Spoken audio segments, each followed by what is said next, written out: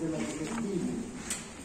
Ahora vamos a hablar de los principios generales de la función gastrointestinal y vamos a hablar de la motilidad, del potencial de acción del líquido gastrointestinal, vamos a hablar un poco de las características de los movimientos en general, de los movimientos gastrointestinales, de los tipos de movimientos, ¿no? Y vamos a hablar también del control tanto nervioso como humoral, así como la circulación sanguínea. Desde luego, cada uno de estos puntos los vamos a después, a partir de mañana, hablar con mayor detalle en cada una de las funciones que tiene el sistema gastrointestinal. Este sistema es muy complejo, para ver ustedes que no es como el sistema circulatorio, por ejemplo, ¿no? Donde solamente está la adrenalina y la noradrenalina y la acetilcolina, que más o menos intervienen. Aquí hay una gran cantidad de neurotransmisores que se producen y que complejiza el funcionamiento del sistema gastrointestinal. También hay hormonas gástricas, hormonas intestinales, que también complejizan el funcionamiento. Y estímulos locales, diversos estímulos locales, como la presencia de los alimentos, la acidez o la alcalinidad de los compuestos, que también complejizan el funcionamiento. Entonces, empezaremos hablando de las características del sistema gastrointestinal. Ustedes saben, nosotros somos unos animales multicelulares que estamos, conformados por muchos sistemas. Cada sistema tiene una función específica porque nuestras células no están en contacto con el medio ambiente, necesitan que haya una interacción de muchos mecanismos que permitan que los alimentos, los nutrientes entren en contacto con la célula, que el oxígeno entre en contacto con la célula y que los desechos de la célula también puedan salir de la célula, ¿verdad? Y hemos visto la gran cantidad de sistemas que ayudan a la homeostasis, a la nutrición, a la estabilidad de la célula. El sistema gastrointestinal es fundamental. ¿Por qué? Porque ayuda a poner a disposición de nuestro organismo los nutrientes que están donde, en el medio ambiente, y son nutrientes que no son moléculas, son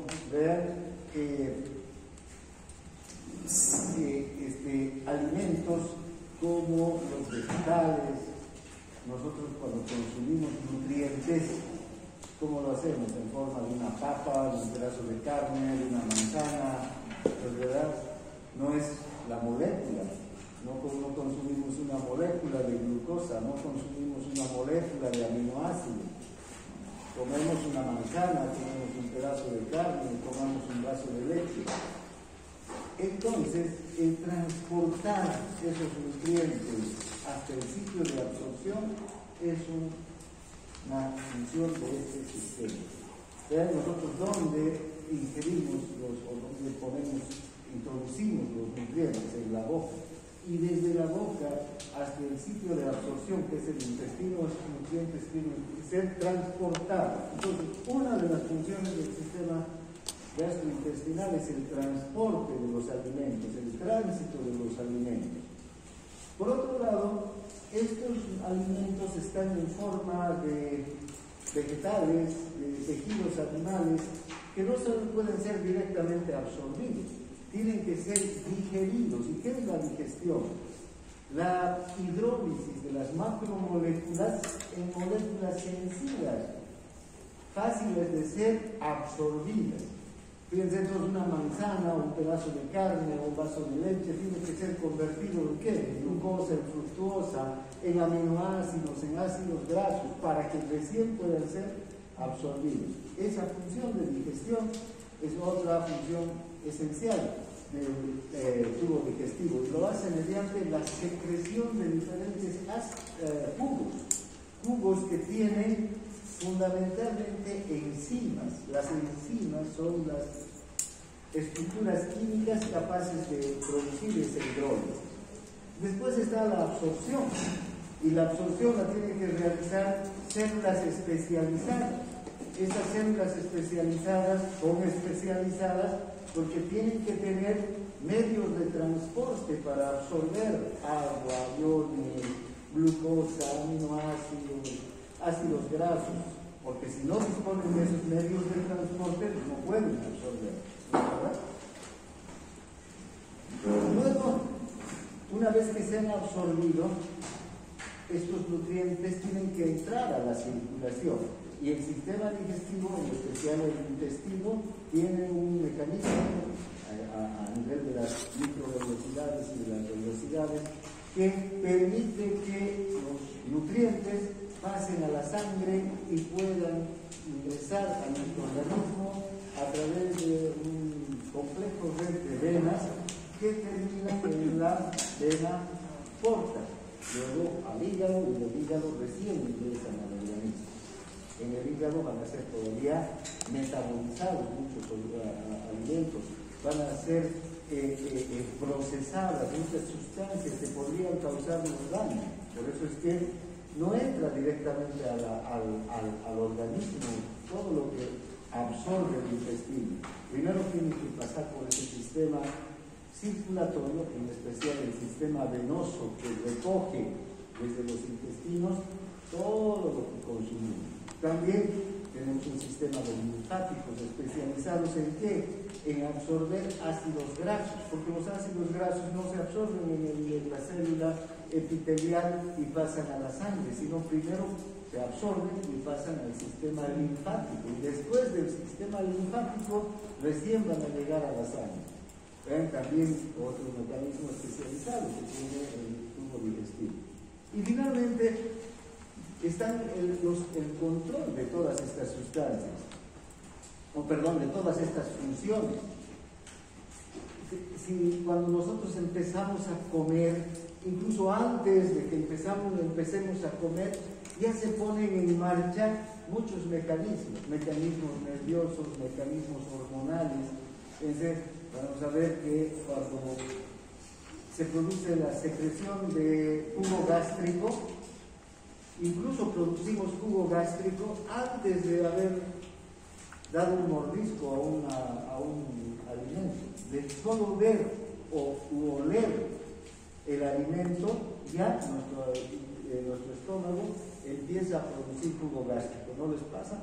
O de solo pensar, a ver, a las 12 pónganse a pensar en la comida que más les gusta, ya su estómago empieza a secretar jugo gástrico. Entonces, lo complejo que es el mecanismo de control. ¿Para qué se secreta jugo gástrico? Para que cuando lleguen los alimentos al estómago ya haya la suficiente cantidad de ácido clorhídrico, de pepsinógeno, de pepsina, de sustancias que van a participar en la digestión, ¿no? Además hay un control nervioso. El sistema digestivo no solamente está controlado por el sistema autónomo, el parasimpático y el simpático, sino que también está el sistema entérico, los plexos de Meijer, de Auerbach, que están en el sistema digestivo. Además, el propio sistema nervioso central tiene neuronas que intervienen en varios reflejos digestivos que vamos a ver que se presentan. Entonces, es complejísimo el sistema digestivo desde el punto de vista de su inervación, de su control nervioso.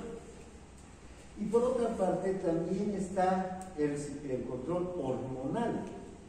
Vamos a ver que hay gran cantidad de hormonas, ¿no?, que intervienen en la función gastrointestinal, en la motilidad, en la secreción, en la absorción de las sustancias. Bien, entonces empecemos con recordar un poquitito lo que es, cómo está compuesto desde el punto de vista de la anatomía fisiológica el sistema gastrointestinal. Si nosotros hacemos un corte transversal en el esófago, en el estómago, en el intestino delgado, en el intestino grueso, en la víscera que ustedes se les ocurra, todas estas vísceras son vísceras huecas, ¿verdad? Son huecas porque por el interior circulan los alimentos, los productos de desecho, en el caso del colon y del recto.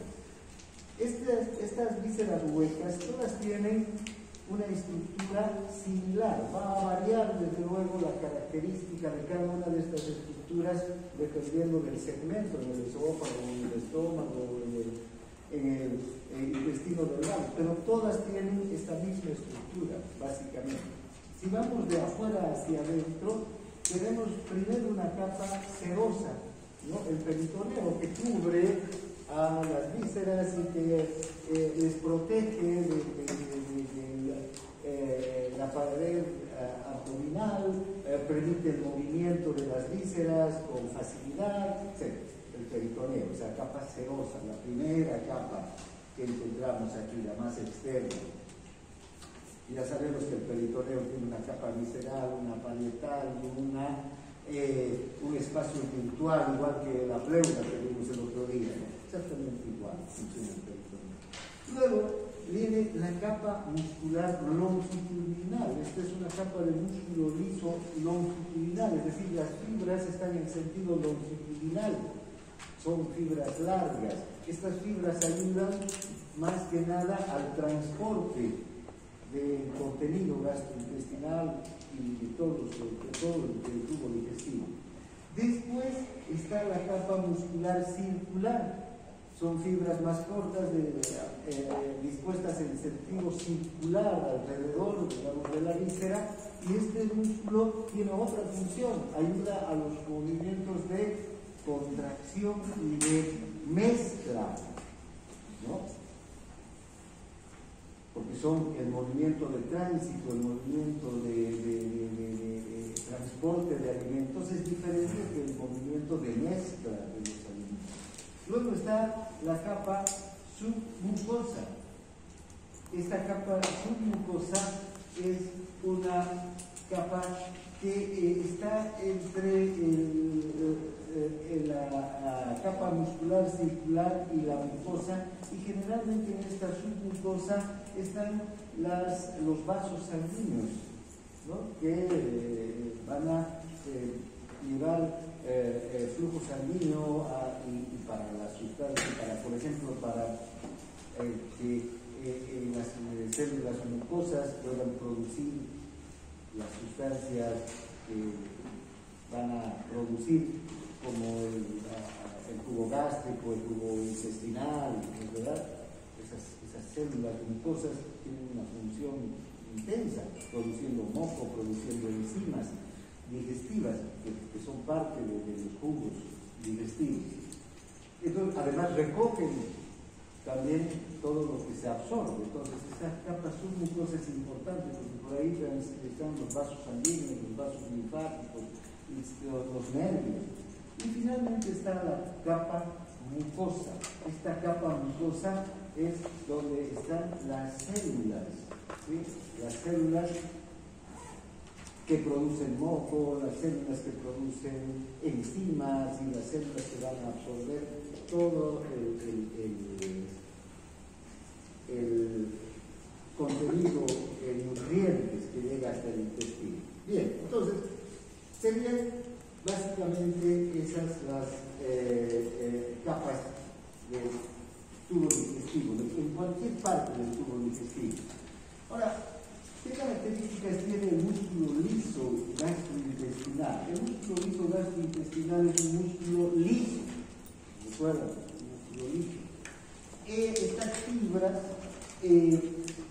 miden de 200 a 500 micras de longitud y tienen entre 2 y 10 micras de diámetro. Entonces son fibras cortas, pequeñas, ¿no? Se disponen en haces musculares de hasta 1000 fibras paralelas.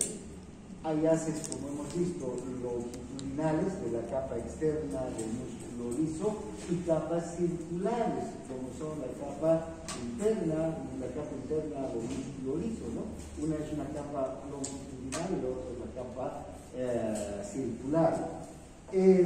Ahora, una cosa importante del músculo liso es que cada haz de hasta 1000 fibras están interconectados entre sí. Las células que forman estos haces están interconectadas entre sí por uniones en hendidura. ¿Qué característica es esa? La del músculo sincitial. ¿Recuerdan? El sincitio tiene uniones en hendidura. Esto hace que cuando se despolariza el músculo liso, se empieza a despolarizar una sola fibra, estas fibras en paralelo, y se despolarizan al mismo tiempo todas, porque no hay separación entre una fibra y la otra. Las fibras están interconectadas, entonces los iones circulan con gran facilidad cuando se produce la despolarización, ¿no? Por eso cada capa actúa como un sincitio, así como recuerdan, hemos hablado del músculo cardíaco. El músculo auricular es un sincitio y el músculo ventricular es otro sincitio. Aquí cada una de estas capas compuestas por estos haces longitudinales y circulares, cada una actúa como un sincitio. Entonces, cuando se despolariza una célula de una capa, se va a despolarizar toda la capa al mismo tiempo. Bien. Ahora, ¿cómo son los potenciales de acción del músculo liso?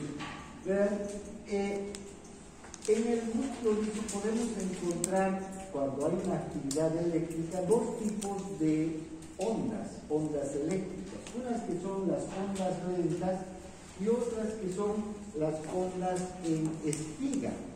¿Sí? Son dos tipos de ondas muy diferentes, ¿no? Si ustedes pueden ver, estas son las ondas lentas. El potencial de membrana en reposo del músculo liso está entre menos 60 y menos 50 milivoltios, varía. Podemos ponerlo entre menos 56 milivoltios, el potencial de membrana en reposo.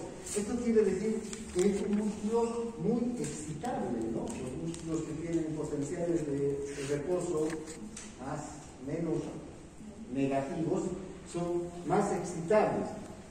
Entonces vean, este potencial de membrana en reposo, cuando hay un estímulo, va a generar estas ondas lentas.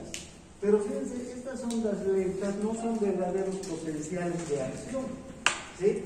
Hay una descarga eléctrica, se abren canales de sodio y calcio, canales lentos de sodio y calcio, y produce esta onda lenta, pero no son verdaderos potenciales de acción. ¿Por qué no son verdaderos potenciales de acción? Porque el umbral de despolarización del músculo liso del tubo digestivo es de menos 40 milivoltios. Y fíjense, estas ondas no llegan a menos 40. Son ondas, entonces, bastante pequeñas en cuanto al voltaje, ¿no? Miden entre 5 y 15 milivoltios aproximadamente. Entonces, no pueden alcanzar los menos 40 milivoltios que son el umbral de despolarización. Además, ustedes vean, son ondas lentas. Estas ondas se dan muy lentamente. Pueden ser como el estómago, por ejemplo, que pueden tener hasta 3 por minuto. Imagínense lo lentas que son estas ondas. No, si pensamos en los potenciales de acción del músculo esquelético o de la neurona, que duran milisegundos, ¿verdad? 2-3 milisegundos todo el potencial de acción, estas duran 2 a 3 minutos. 3 minutos en el músculo gástrico, en el duodeno pueden ser 12 por minuto, más numerosas, pero muy lentas, por eso se llaman ondas lentas, ¿ya? Estas ondas lentas para lo que sirven es para preparar la despolarización para las ondas en espiga o en aguja, estas ondas. Las ondas en espiga o en aguja son verdaderos potenciales potenciales de acción, porque fíjense, en una onda lenta aparecen los potenciales de acción. Estos son potenciales de acción repetitivos, muy rápidos además, que si ustedes observan es cuando el estímulo eléctrico sobrepasa los 40 milivoltios, que es el potencial de membrana en reposo. Entonces se producen estas ondas en espiga. Ahora, estas ondas en espiga también, si las comparamos, por ejemplo, con la neurona, con el nervio o con el músculo esquelético, son relativamente lentas, pueden ser entre 10, 12 por segundo. En cambio, el potencial de acción de una neurona dura milisegundos, ¿no? Estas duran décimas de segundo, pueden durar. O sea, son mucho más lentas, aunque son más rápidas que las lentas, pero son más lentas que los potenciales de acción del músculo esquelético o de la neurona, por ejemplo. Entonces, pero ya en el contexto del músculo liso, estas son ondas rápidas, ¿no? Que se dan en 10, 12 por segundo. Ahora, ¿cuáles son? Bien, entonces estas son las características de los potenciales de acción, ¿no? Estas además tienen una amplitud bastante grande en cuanto a milivoltios, pueden llegar hasta 0 milivoltios, entonces la amplitud de estos potenciales de acción da entre 50 a 55 milivoltios, ¿no? Bien, ahora, por el otro extremo podemos ver que así como el músculo liso se despolariza, también se puede hiperpolarizar. Entonces, ¿cuándo se va a hiperpolarizar? Cuando el potencial de membrana descienda por debajo de menos 65 milivoltios. ¿Verdad? Se va a hiperpolarizar, es decir, que el músculo liso se va a paralizar, porque ya sabemos, primero viene la despolarización y luego la contracción, y cuando se hiperpolariza no hay contracción, hay una parálisis más bien, ¿no? Un relajamiento del músculo liso. Bien, ¿qué más podríamos decir? Ahora, ¿cuáles son los estímulos que pueden producir despolarización? Es decir, que pueden producir potenciales de acción y luego la contracción. Uno de los estímulos es el estiramiento del músculo liso, del tubo digestivo. Si este es el esófago, ¿no? Con su tonismo normal, digamos, semi-contraído, el tonismo, cuando nosotros comemos, por ejemplo, ¿no? Ingresa el bolo alimenticio, ¿verdad? Y el bolo alimenticio, ¿qué hace? Distiende un poco la pared del esófago, lo distiende. Esa distensión es este estiramiento que dice aquí, ¿no? Se estira el músculo liso. Basta que el músculo liso se estire, hay una respuesta intrínseca y el músculo se contrae. Al distenderse, ¿verdad? Primero distenderse y luego contraerse, se va a contraer. ¿Y qué va a ocurrir con el bolo alimenticio? Va a pasar a un segmento inmediatamente inferior. Aquí se va a distender, va a haber la distensión y la respuesta de la contracción, y el bolo va a pasar a un segmento inmediatamente inferior. ¿Vean cómo estos estímulos de distensión inmediatamente desencadenan estos potenciales en espiga? ¿Para qué? Para que el músculo se contraiga. ¿Está claro? Ahora, también está la acetilcolina. La acetilcolina es un neurotransmisor, sustancia que es capaz de producir la despolarización del músculo liso gastrointestinal. La acetilcolina es un neurotransmisor parasimpático, pero también, por ejemplo, las neuronas del plexo mientérico secretan acetilcolina para producir la contracción muscular. Entonces, los estímulos parasimpáticos, ¿no? van a producir acetilcolina. Pero también hay otras sustancias, ¿no? Y van a depender del lugar. Por ejemplo, la gastrina o la acetilcolina pueden, o la colecistocimina pueden producir también despolarización y contracción del músculo liso. Por ejemplo, la colecistocimina, cuando se produce en el duodeno, va hacia la vesícula biliar y produce la contracción de la vesícula biliar. ¿Para qué? Para que la vesícula se vacíe. Entonces hay varias sustancias que también van a producir la hiperpolarización o la despolarización y la posterior contracción desde luego. Luego hay sustancias que van a producir hiperpolarización. El simpático, sistema digestivo, produce hiperpolarización. Lo que hace entonces el simpático es disminuir la motricidad del tubo digestivo. Por eso es que cuando estamos en estrés hay una disminución de la motricidad del tubo digestivo. Todas las funciones digestivas se inhiben.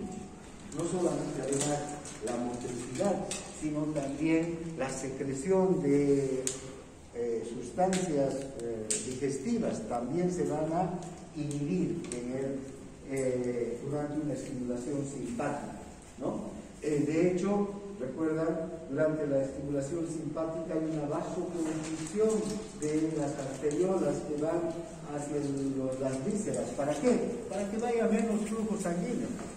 ¿Y dónde va ese flujo sanguíneo? Hacia los músculos, hacia el cerebro, hacia el corazón. Prioriza el simpático la circulación hacia estos órganos y más bien disminuye la circulación hacia las vísceras. Entonces, porque las vísceras también, el mismo simpático hace que disminuyan en su trabajo, necesiten menos flujo sanguíneo, menos oxígeno, etc. ¿Se entiende la relación?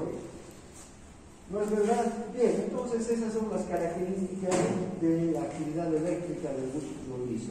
Tal vez solamente aquí añadir que la frecuencia de las ondas lésas va a variar, y esto lo vamos a ver cuando veamos cada uno de los órganos. La próxima clase, el estómago 3 minutos, el duodeno 12 minutos, el ilio 8 a 9 por minuto, son variaciones. Entonces, en cuanto a la producción de ondas lentas, su principal función es controlar la aparición de los potenciales en espiga. Luego están los potenciales en espiga, que ya sí son verdaderos potenciales de acción, ¿no? Están entre 10 y entre 1 y 10 por segundo, hasta 12 por segundo pueden llegar. Vean, cada espiga tiene entre 10 y 20 milisegundos, a comparación de las potenciales de acción en el músculo esquelético, que tiene 1 a 2 milisegundos, o la neurona, que también es así de corto el potencial de acción, ¿no? Ahora, una cosa importante, después vamos a hablar también, esta producción de potenciales en espiga se debe a la apertura de canales de sodio y calcio. En especial, el calcio es, como ya hemos visto cuando hemos hablado del músculo liso, esencial para la contracción del músculo liso del tubo digestivo. ¿Y de dónde proviene el calcio para la contracción del músculo liso? ¿De dónde viene el calcio? Del líquido extracelular, ¿verdad? Aquí este músculo liso no tiene casi retículo sarcoplasmático, como el músculo esquelético, que es una cisterna enorme, y en cambio en el músculo esquelético el calcio viene exclusivamente del retículo sarcoplasmático. Aquí no hay ese recurso, entonces el calcio proviene del líquido extracelular siempre. Bien, entonces los potenciales en reposo de menos 56, entre 60 y 50, lo que acabamos de ver, la acetilcolina, las hormonas gastrointestinales van a producir despolarización e hiperpolarización, la adrenalina, la noradrenalina, los estímulos simpáticos básicamente. Bien, entonces los iones calcio son esenciales para la contracción del líquido liso. Estos iones provienen del líquido extracelular. Y ven, el músculo liso, como cualquier otro músculo liso, tiene el mismo mecanismo de contracción. ¿Recuerdan? El calcio ingresa cuando se produce un potencial de acción, llega al se abren los canales de calcio, el calcio ingresa por estos canales, este líquido extracelular, y se une a una proteína. ¿Cuál es esta proteína? La calmodulina. Aquí hay una diferencia con el músculo esquelético. El músculo esquelético, ¿a qué proteína se une el calcio? A la troponina, ¿no es verdad? A la subunidad C de la troponina. En este músculo no hay troponina, ¿qué hay? Calmodulina. Esta calmodulina, unida con el calcio, forma un complejo, el complejo calcio-calmodulina, que activa a una enzima, a la miosina sinasa. Esa miosina sinasa se encarga de fosforilar a la cabeza de miosina, y una vez que la cabeza de miosina se fosforila, se une a la quina y se produce la contracción del líquido. Entonces, vean, aquí el calcio que viene del líquido extracelular es esencial. Luego lo dice con la calmodulina, ¿no? Bien. Ahora, el músculo liso, como cualquier otro músculo, no es un músculo que está o contraído o relajado. No es como la manga de chompa, ¿no? Que no tiene ninguna actividad. Fíjense, no es así. El músculo liso, todos los músculos tienen un tonismo. ¿Qué quiere decir este tonismo? Es un estado de contracción, ¿no es verdad?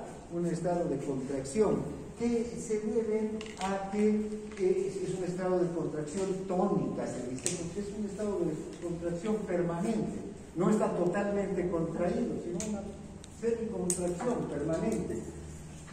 Y que no está ni siquiera asociado a las ondas lentas, sino que obedece a potenciales de despliegue repetitivos. Entonces, siempre el músculo liso, entonces, de cualquier parte del tubo digestivo, está en este estado de semicontracción, ¿sí? A partir de este punto, el músculo liso, si hay un estímulo excitador, por ejemplo, el parasimpático, se puede contraer, puede contraerse y producir, ¿no?, una mezcla del alimento o también un movimiento, un transporte del alimento. O también a partir de este punto de tonismo, si hay un estímulo simpático, por ejemplo, el músculo se puede distender. ¿Se entiende, no? Este estado de tonismo, entonces, no es que el músculo está totalmente flácido, porque si estuviera totalmente flácido ya no podría distenderse más. Es un estado de semicontracción, ¿sí?, permanente en el que está. Entonces, es como el tonismo de los músculos. Si ustedes tocan sus músculos, a ver, toquen el músculo, va a responder con una... Primero se aplana el músculo esquelético y luego nuevamente se pone en un estado de tonismo normal, ¿no? Bien. Entonces, todos los músculos lisos, entonces, están en este estado de tonismo. Hay la acción de varias hormonas y el propio sistema nervioso, que lo que hace es mantener una permanente entrada de calcio al músculo liso para que esté en este estado de tonismo. Si hay necesidad de que se contraiga más, entonces el parasimpático o el sistema entérico va a abrir más canales de calcio para que este músculo se contraiga, y se puede contraer hasta llegar a un espasmo incluso, ¿no? Contraerse del todo. Bien, ahora, ¿cómo está inervado el músculo liso gastrointestinal? Vean, este músculo liso gastrointestinal tiene una inervación bastante compleja. Primero, está inervado por el sistema parasimpático y el simpático, el autónomo, ¿no? El sistema autónomo va a inervar, no hagan caso a esto, después lo vamos a analizar. Primero El sistema nervioso autónomo, el parasimpático es aquí el que va a tener una mayor, digamos, un mayor protagonismo. ¿Recuerdan? En el caso del sistema cardiocirculatorio parasimpático, casi no tiene mucho protagonismo, ¿no? Apenas, ¿qué hace? Disminuir la frecuencia cardíaca, nada más. E indirectamente ahí influye en otros valores. El cambio simpático sí, lo que hace es actuar sobre las arterias, las contrae, las dilata. El propio simpático hace eso, ¿no? Actúa sobre el corazón, aumenta la frecuencia cardíaca, aumenta la fuerza de contracción. Gracias a la acción del simpático se puede aumentar el gasto cardíaco, se puede aumentar la presión arterial, o disminuir la presión arterial, o disminuir el gasto cardíaco. El simpático tiene una acción potente en el sistema cardiocirculatorio. Aquí el simpático tiene, pero no es protagónico. Aquí, ¿quién es protagónico? El parasimpático. Aquí el parasimpático controla los movimientos digestivos, estimula los movimientos de todo el tubo digestivo. Además, va a controlar también la secreción. Desde las glándulas salivales están inervadas por el parasimpático, el glosofaríngeo, el facial. Esas porciones del parasimpático inervan las glándulas salivales. ¿Para qué? Para producir saliva. Desde el momento en que empezamos a comer, fíjense, ya el parasimpático está actuando y actuando intensamente. Entonces, el parasimpático y la neurona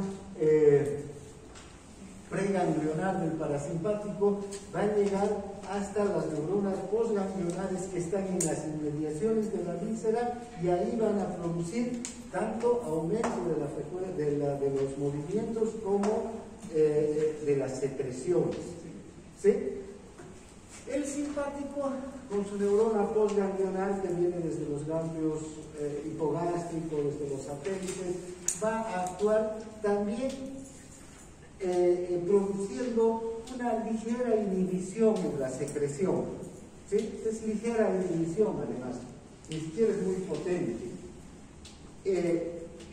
Directamente, incluso, casi no actúa inhibiendo del todo las glándulas.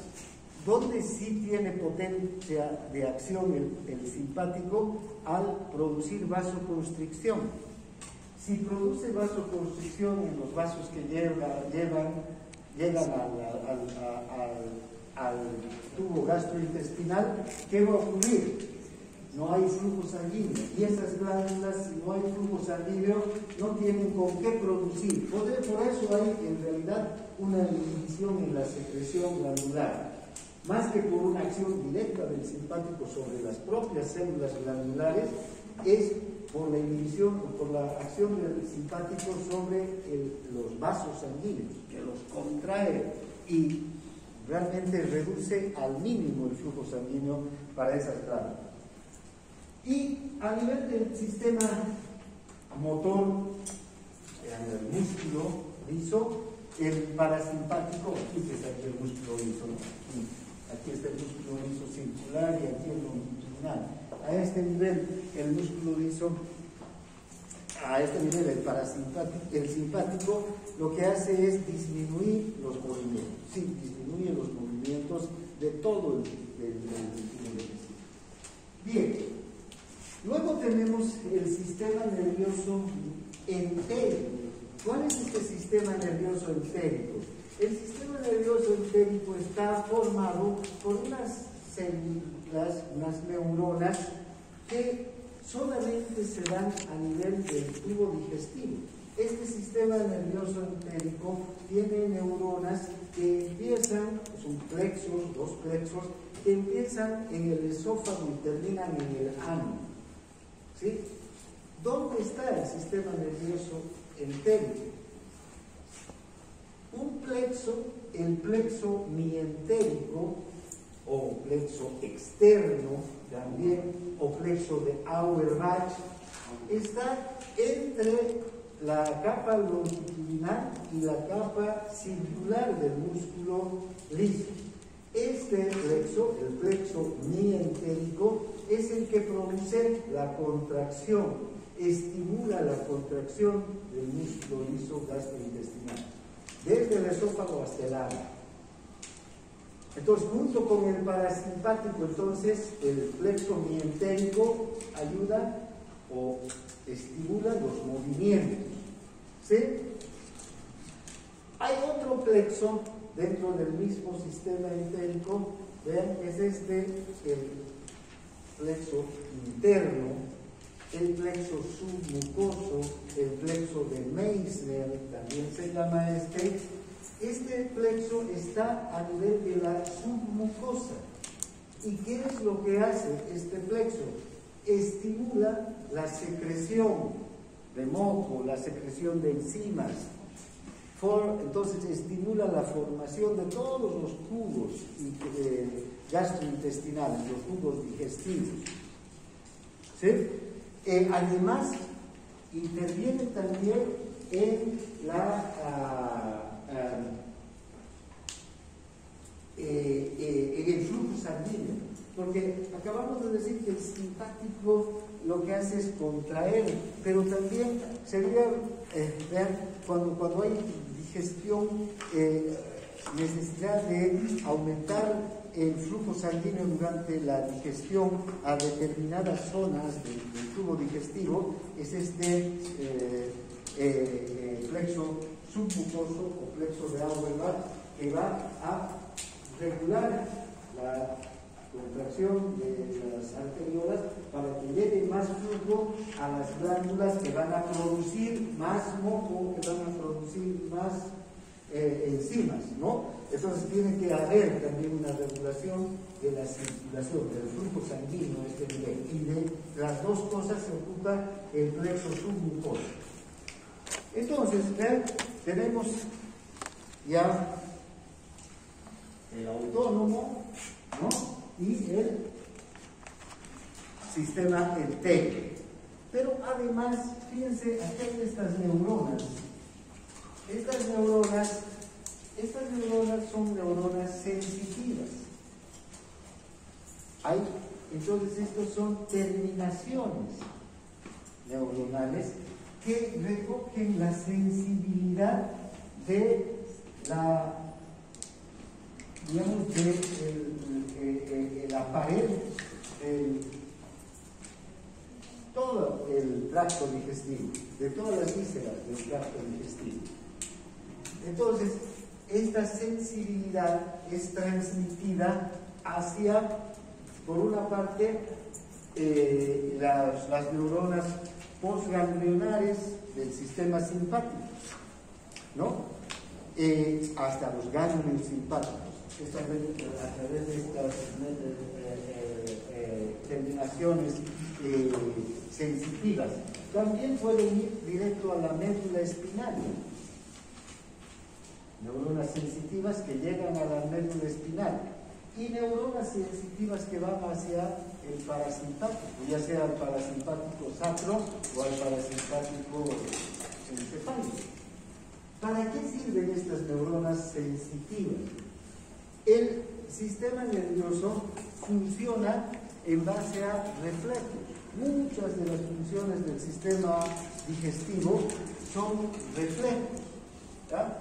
Por ejemplo, el reflejo de defecación, ¿no? El reflejo de apertura o cierre del píloro, hay un reflejo gastroentérico. Entonces, vean, nosotros sabemos que cualquier reflejo tiene que tener una vía sensitiva, ¿no es verdad?, que lleva el estímulo, y una vía motor, la que trae la respuesta motora. En este caso, los reflejos, todos los reflejos que se producen en el tubo digestivo van desde el reflejo de deglución. Vamos a empezar mañana hablando del reflejo de deglución. Fíjense, llevan un estímulo sensitivo a partir de estas neuronas sensitivas, entonces, que están en la pared del tubo digestivo. Y estas neuronas llevan la sensación hasta el cerebro, pueden llevar hasta la médula, pueden llevar hasta el ganglio paravertebral, desde donde van a volver las respuestas motoras, ¿no? Por ejemplo, cuando olemos una comida, y si es una comida que nos gusta, a la mayor parte de las personas les gusta el asado, ¿no? La carne asada. Sentimos el olor a carne asada, ¿no? ¿Ven? Hay un estímulo, ¿dónde? En la nariz, ¿no? En las terminaciones sensitivas de la nariz, y eso va ¿a dónde? Al cerebro. Y desde ahí va a volver una respuesta parasimpática. ¿Para qué? Para aumentar la secreción y la motilidad en el estómago, ¿no? Empieza a moverse nuestro estómago de hambre, ¿no? De antojo. O cuando comemos también, el sabor. O cuando, como les decía hace un momento, aquí no solamente van a intervenir entonces la propia respuesta al estiramiento, sino la estimulación de estas neuronas que van a enviar estímulos hacia los distintos niveles del sistema nervioso. Para eso sirven esas neuronas. ¿Bien? Entonces, el sistema nervioso entérico actúa, ya sabemos, ¿no? Una cosa interesante, tal vez que hay que aquí a puntualizar, que en asociación con el sistema entérico funcionan muchos otros neurotransmisores.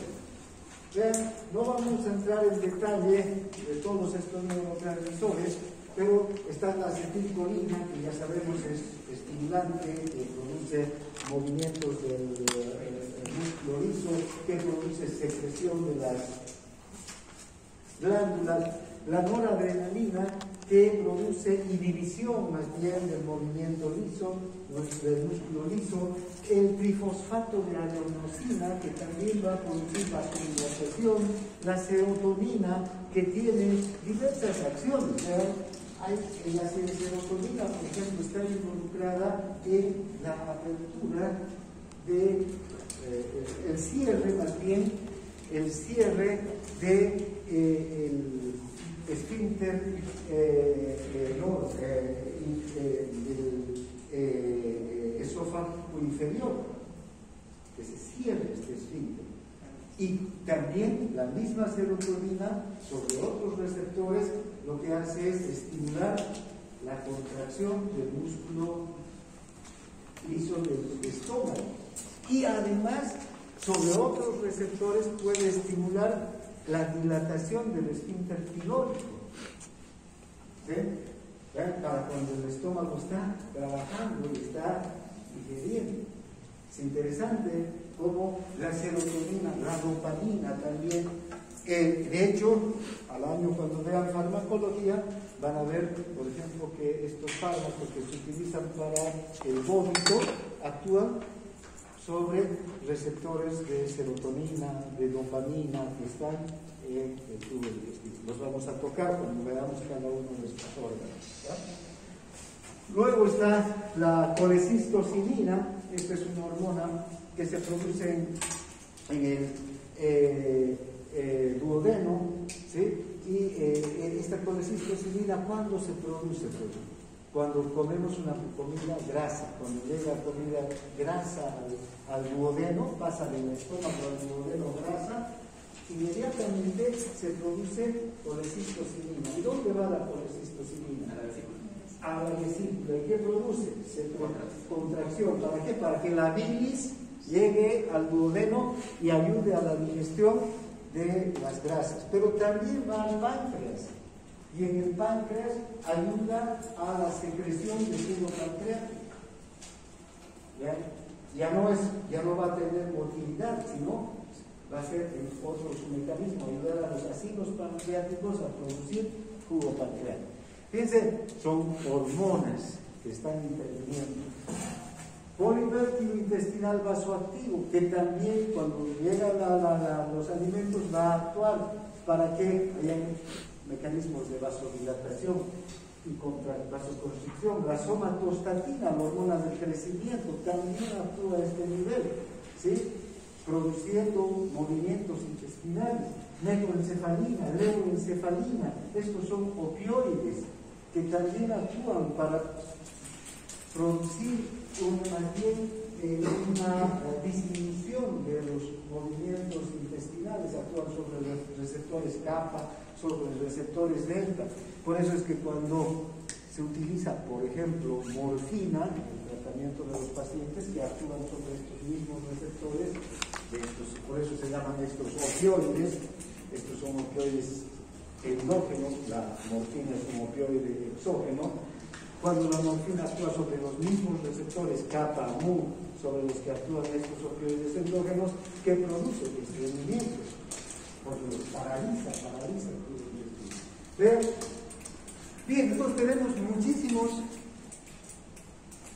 otras sustancias, muchos neurotransmisores, hormonas que están asociadas al sistema mientero. Luego está el parasimpático, ¿no? De hecho hay que hacer tal vez una puntualización. El parasimpático tiene el parasimpático craneal, y en el parasimpático craneal van a intervenir tanto el glosofaringeo, el facial para las glándulas salivales y el vago, que prácticamente actúa hasta la primera mitad del colon. Y luego está el parasimpático sacro, ¿no? Que desde la segunda mitad del colon va a actuar hasta el ano, ¿no?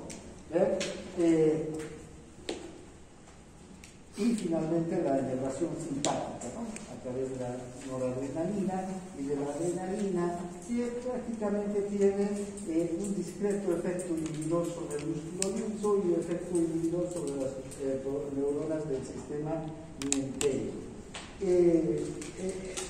Ya les decía, aquí el protagonista es el parasimpático. Y están estas fibras aferentes del tubo digestivo que llevan una sensibilidad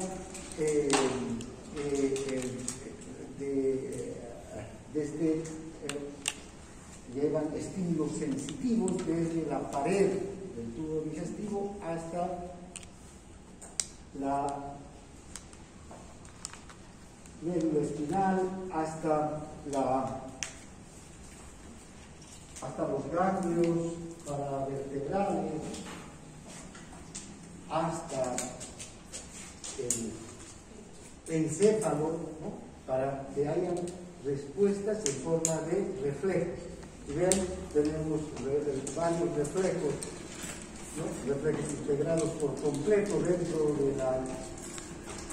del sistema nervioso de la pared gastrointestinal, es decir, solamente el reflejo está en la pared gastrointestinal, nace el estímulo en la pared y la respuesta vuelve de la pared, como es el de la secreción digestiva, el peristaltismo, las contracciones de mezcla, reflejos que van desde el intestino a los ganglios simpáticos prevertebrales, desde donde vuelven al tubo digestivo, por ejemplo, la evacuación del colon, el reflejo gastrocólico. Por ejemplo, este reflejo gastrocólico es interesante. Cuando nosotros comemos, y esto es en todos los animales, en el humano este reflejo un poco se ha modificado por los hábitos. Pero fíjense cómo funciona este reflejo en la naturaleza, y así funciona en muchos de nosotros también, de los humanos. Cuando comemos, se distiende el estómago con la presencia de los alimentos. Esa distensión del estómago es recogida por estas neuronas aferentes, ese es el estímulo sensitivo, que llega hasta el sistema nervioso autónomo, y la respuesta viene con movimientos del colon, con movimientos de evacuación del colon. ¿Y qué es lo que sucede en el individuo? El individuo tiene ganas de defecar y defeca, digamos, ¿no? En los animales este reflejo funciona muy puntualmente. comen y defecan, porque así es el reflejo gastrocólico. En nosotros ya este reflejo se ha modificado por los hábitos, ¿no? Hay personas que mantienen ese reflejo en su hábito. Muchas personas almuerzan y van al baño. Y eso es muy bueno, es saludable. Deberíamos ser todos así. No habrían problemas de estreñimiento y otros problemas. Eso sería lo ideal, porque es un reflejo fisiológico, ¿verdad? ¿No? Pero lo hemos modificado por los hábitos, por el aprendizaje. Hay algunos que defecan cuando despiertan, otros en la noche, otros, qué sé yo, tienen sus propios estilos. Pero fíjense, cada uno ha modificado este reflejo. Pero lo ideal sería que se mantenga este reflejo gastrocólico, que es el reflejo fisiológico, que es el más saludable, desde luego. Después hay los del colon y del intestino delgado, que inhiben la motilidad y secreción gástrica. ¿Ven? Este también son reflejos cólico ileal, o hay también los reflejos que inhiben, por ejemplo, el paso, son por eso los reflejos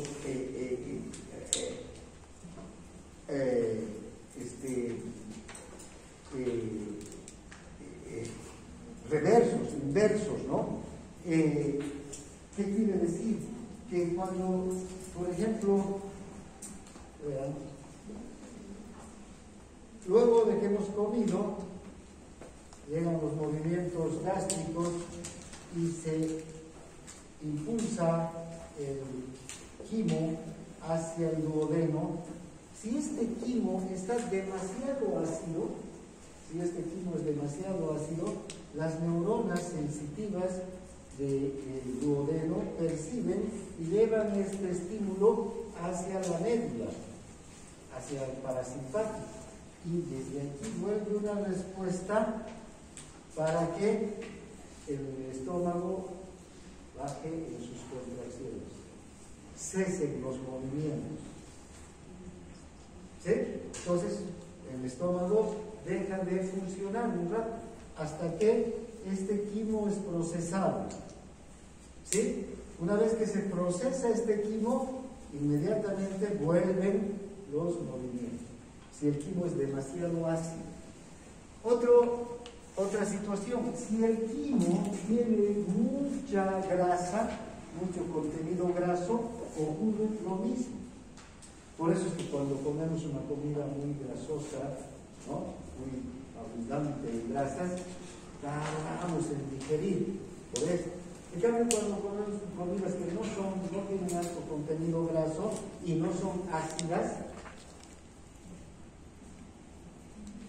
el tránsito por el duodeno, entre el estómago y el duodeno, es rápido, ¿no?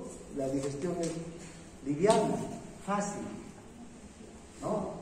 El contenido graso, si un día de estos alguien come mucha grasa, mucho asado, no sé, muchísimo, con mucha grasa y toma mucho alcohol, al día siguiente amanece con malestar estomacal, ¿no?, con la sensación de que no han ingerido nada. E incluso, vean, hay personas que se indisponen y vomitan después de una noche de alcohol y comidas. ¿Qué vomitan? El contenido gástrico, que suele ser todavía lo que ha comido hace 12 horas atrás. No ha sido digerido, no ha pasado siquiera este reflejo, no está permitiendo pasar todo ese contenido que está rico, muy abundante de grasa y demasiado ácido por el alcohol. Entonces, muy poca la digestión se enlentece tremendamente, ¿ya? Entonces, son reflejos. Y hay estos otros reflejos que van desde el intestino a la médula espinal o al tronco del encéfalo para volver después al tubo digestivo. Uno de estos reflejos, por ejemplo, son los reflejos dolorosos, ¿no?, que producen cuando hay una distensión o hay una inflamación o alguna alteración en el intestino. las neuronas sensitivas llevan el reflejo, el estímulo hacia el tronco del encéfalo y vuelve un estímulo motor, pero este estímulo motor es un estímulo que paraliza la víscera. Cuando hay estímulos dolorosos, por ejemplo, deja de haber el funcionamiento del músculo liso, ¿no? Empieza a paralizarse el funcionamiento del músculo liso. Luego, dentro de estos mismos estímulos está el reflejo de defecación. ¿Ven? Cuando las heces llegan al recto, aquí estas neuronas sensitivas, de las que hemos hablado hace rato, envían sus impulsos hacia la médula, y no solamente hacia la médula, sino que incluso estos estímulos suben hasta el encéfalo. Y vean cuál es la respuesta. Primero, lo primero que sentimos es la sensación o el deseo de defecar. ¿Recuerdan del reflejo de elusión? Es muy parecido al reflejo de elusión. Sentimos el deseo de defecar, y de hecho hay una respuesta parasimpática que contrae al recto, ¿no? E incluso relaja el esfínter interno del recto, pero no podemos defecar hasta que no se relaje el esfínter externo. Y el esfínter externo está controlado por la corteza cerebral. El esfínter externo es un músculo esquelético, lo mismo que lo que hemos visto con el reflejo de micción, ¿no? Bien, entonces todos estos reflejos se desencadenan a lo largo de todo el tubo digestivo. No hemos hablado del reflejo de devolución, que también vamos a hablar desde mañana. No estamos entrando en detalle en estos reflejos, solamente los estamos nombrando, porque vamos a verlos con detalle cuando veamos cada uno de estos órganos y cada una de estas estructuras. Bien, ahora, ven, yo les decía, numerosas hormonas intervienen en la función gastrointestinal. Tenemos a la gastrina es una hormona que se produce en el estómago, las células G del arco gástrico son las que producen la gastrina. Esta es una hormona interesante porque va a intervenir tanto en la secreción como en la motricidad del estómago. Es interesante cómo, en respuesta a estímulos asociados a la ingesta de alimentos como productos proteicos, va a ser liberada y va a producir movimientos de contracción. Por otro lado, la gastrina tiene un receptor en la célula oxígena que produce ácido clorhídrico y estimula la producción de ácido clorhídrico para la digestión. Tiene varias funciones. Estimula la secreción de ácido gástrico, estimula el crecimiento de la mucosa gástrica y estimula movimientos también la gastrina. Luego está la colecistocinina, las células I del miembro del hígado, del duodeno, esta colecistocinina está directamente vinculada con la producción de movimientos en la vesícula biliar, para el vaciamiento de la vesícula biliar, para llevar bilis al colero o al duodeno, y inhibir la secreción gástrica también, ¿sí? Desde el punto de vista de la motricidad. Y como secretor, la colecistocinina ayuda a que se produzca una secreción pancreática, del jugo pancreático. Son las hormonas. La secretina también se secreta en el duodeno por las células S. Esta secretina está vinculada con la secreción de jugo pancreático que sea rico en bicarbonato. Cuando se secreta secretina, cuando llega el quimo ácido al duodeno. Y una cosa que vamos a ver es que para que actúen las enzimas que han sido producidas gracias a la colecistocinina en el páncreas, esas enzimas tienen que activarse. Generalmente esas enzimas salen en forma de proenzimas. No son enzimas activadas, se tienen que activar al llegar al duodeno. Y un quimo demasiado ácido impide la acción de esas enzimas. El pH del estómago está entre 3.5 a 4. ¿Ya? Ese es el pH del estómago. Ese es el ideal para el estómago. En cambio, el pH en el duodeno tendría que ser alcalino. ¿Sí? Entonces, si el quimo tiene este pH, el quimo está saliendo con este pH, aquí, para empezar, las glándulas de Brunner hacen una secreción alcalina.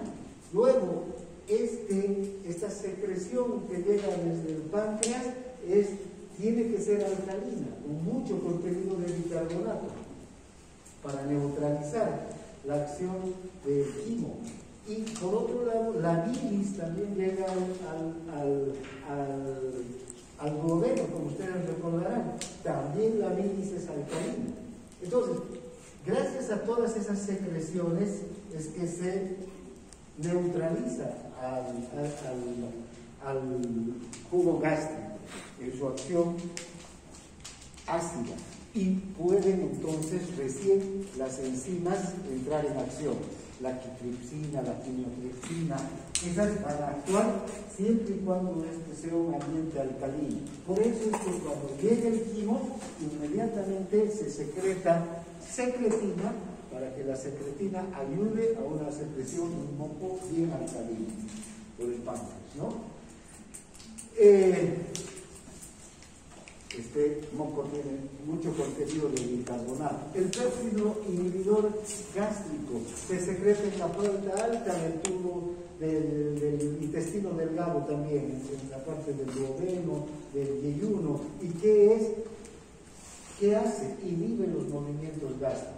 Cuando el quimo es demasiado ácido o cuando el quimo contiene mucha grasa también. La motilina se secreta en la primera parte del duodeno durante el ayuno. Ven, esta motilina tiene una función, producir hambre. ¿Sí? Y ¿ven? Cuando los niños, los bebés tienen hambre, ¿cómo se expresa? Lloran. La motilina, ¿vean? Lo que hace es aumentar a tal punto la contracción gastrointestinal que produce dolor. ¿Sí? Duele. Por eso los niños lloran. Cuando toman leche, se inhibe la secreción de motilina y se queda satisfecho el niño. Ya no hay dolor, ¿no? Más bien plenitud, satisfacción. ¿A quién le duele el estómago de hambre? Aquí.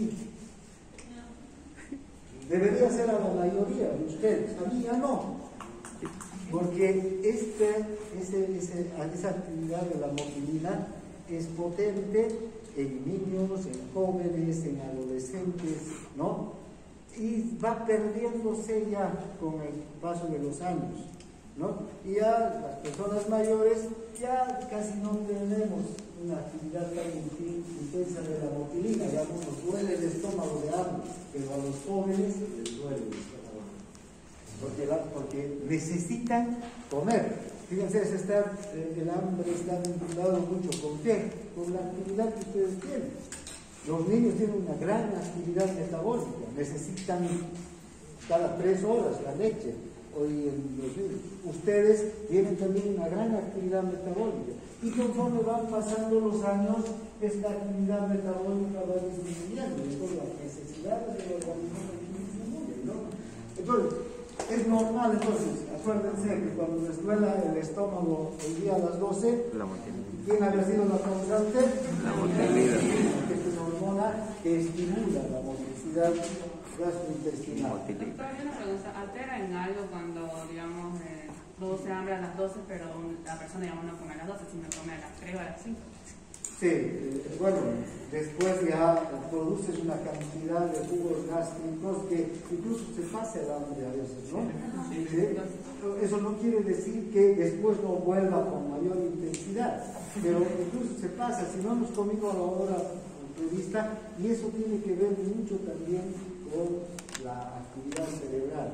Vean, tenemos hábitos, ¿no? Que nos hacen que nuestro organismo funcione regulado por estos hábitos, ¿ya? Ahora, ¿cuáles son los tipos funcionales de movimientos en el tubo digestivo? Vamos a encontrar dos tipos funcionales de movimientos. Uno son los movimientos de propulsión, que los conocemos como peristaltismo. Estos movimientos de propulsión ayudan a que el contenido del tubo digestivo avance, ¿ya? Transite, se mueva, ¿no? Y los otros son los de mezcla, que mantienen el contenido intestinal o el contenido digestivo permanentemente mezclado. Estos movimientos de mezcla son particularmente intensos en el estómago, en el intestino delgado y en el colon. En el esófago, por ejemplo, no hay movimientos de mezcla, porque la comida en el esófago pasa muy rápidamente. ¿Qué hay en cambio en el esófago? Movimientos de propulsión. No se llega a mezclar la comida en el esófago, pero ¿dónde se mezcla? En el estómago, ¿verdad? Hasta formar el quimo. Y en el intestino se tiene que mezclar el quimo ¿con qué? Con todo el contenido y con los jugos intestinales, donde están las enzimas que van a proceder a la digestión y luego a la absorción. Y en el colon también hay movimientos intensos de mezcla. ¿Para qué? Para formar las heces fecales.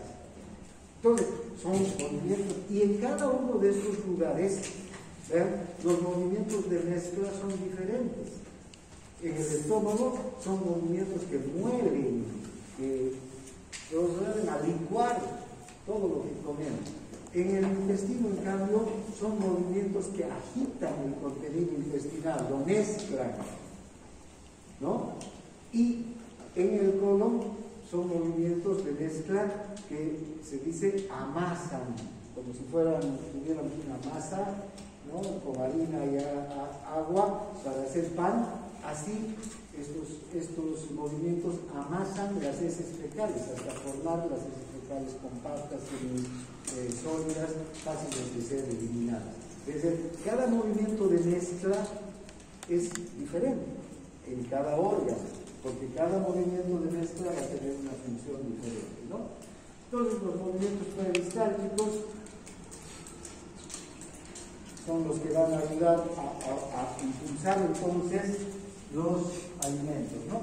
Yo creo que les decía hace un momento, si el alimento está llegando aquí, primero distiende el intestino o la porción, no importa, la porción del tubo digestivo, hay la respuesta, ¿no? La contracción y avanza hacia el nuevo segmento. Luego se contraerá y aquí pasará el contenido, luego se contrae y así sucesivamente. Entonces son movimientos de propulsión. Estos movimientos de propulsión siempre son propulsión anterógrada. En el esófago empieza en la parte superior del esófago e impulsa el alimento hacia la parte inferior, ¿no? En el estómago también, desde el caries hacia el antro, y en el intestino delgado, desde el duodeno hasta el ilio, y en el colon, desde la válvula iliocecal,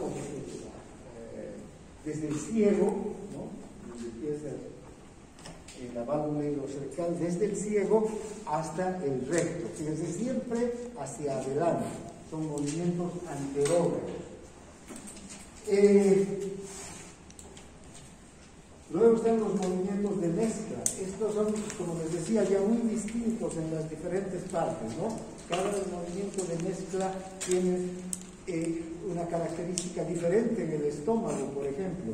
Aquí son movimientos circulares que permiten que los alimentos sean desglosados, licuados, porque nosotros masticamos, cuanto más mastiquemos, mejor, ¿no? La digestión en el estómago va a ser mucho mejor, pero cuánto llegamos a destrozar y a moler los alimentos antes de deglutir, no es mucho, ¿no? Fíjense la tarea del estómago. El estómago recibe sus alimentos semidestruidos y los convierte en un licuado, exactamente igual como si agarráramos todos los alimentos que consumimos, ponemos en una licuadora y le damos a la licuadora.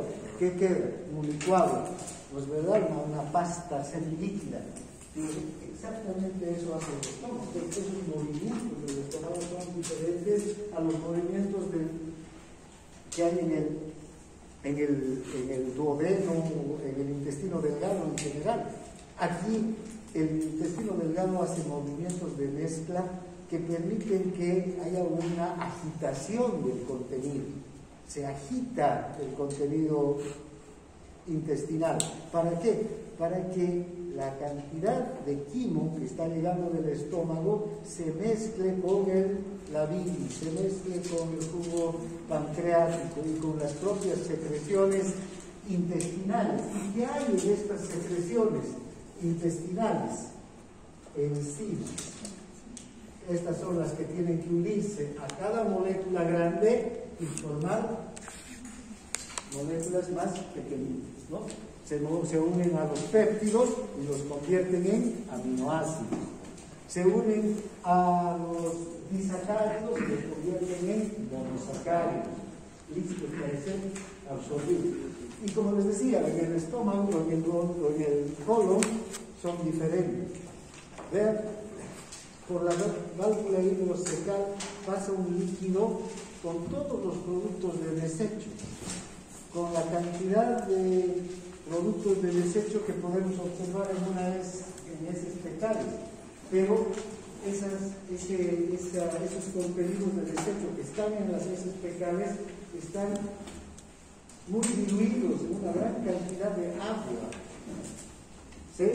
Entonces el colon tiene la capacidad de convertir esa mezcla de agua y partículas de desecho en heces fecales formadas. Entonces, cada uno tiene un movimiento especial. Luego está la circulación esplánica, bueno, que ya sabemos cuáles son las venas que recogen el flujo sanguíneo desde el estómago hasta primero las mesentéricas, ¿verdad? Las venas mesentéricas, la superior, medio y inferior, que recogen la sangre y la van a llevar hacia la porta al hígado, y el hígado recién, luego de procesar a través de la vena hepática, la cava y hacia la circulación. Todo lo que consumimos entonces pasa a través del hígado.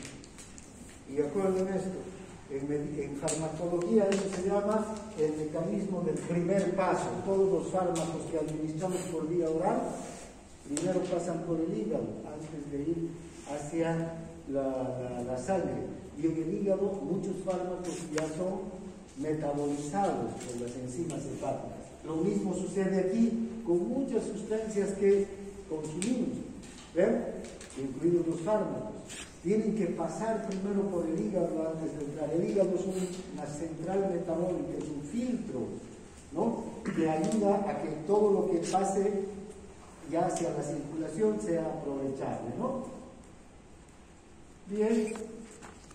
Bueno, ya está la anatomía de la irrigación gastrointestinal, que no vamos a repetir ni nada por el estilo. Ustedes ya saben mejor que yo.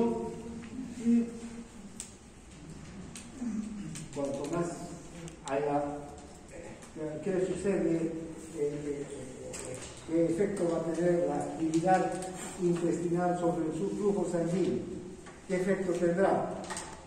Aumentar el flujo sanguíneo, ¿verdad? Ya sabemos que cuando aumenta la actividad de un órgano, aumenta también el flujo sanguíneo Muy bien, entonces el control del flujo sanguíneo va a estar dado tanto por la estimulación parasimpática como por la estimulación simpática. Cuando hay estimulación parasimpática va a aumentar el flujo sanguíneo. ¿Por qué? Porque hay más actividad.